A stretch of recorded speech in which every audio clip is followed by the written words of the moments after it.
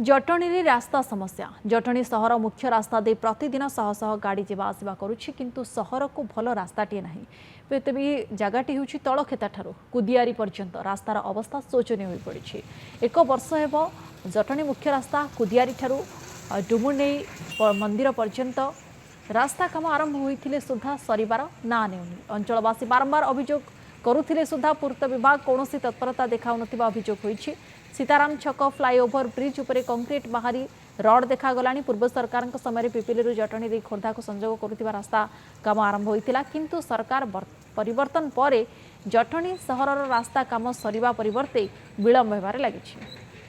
यही रास्ता को पारी होगापी आमको जटणी माने गेट पर्यंत कुदियारी ठारू गेट पर्यंत मिनिमम 1.5 घंटा पाखापाखि लगी जाऊँगी।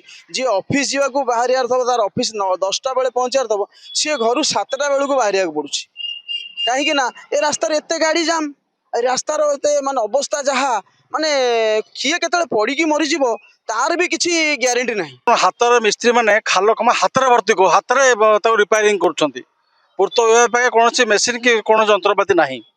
रास्ता देखो तलखा छक टू आमर हरिबाना छक टू आमर सेपटे आप खोर्धा एपटे आम पिपिली पुरी लोक नाही नथिबार असुविधा सम्मुखीन होउछथि। रास्ता जाक खाल खमार भर्ती समस्या सर केबे दूर हेबो एवं जो जटणी सहर को कनेक्ट करिवार जो प्रक्रिया से प्रक्रिया को लेके चलिबा जेतेबेले से रास्ता हबो तारी संगे एका संगे ब्रिज रो कथा भी अछि।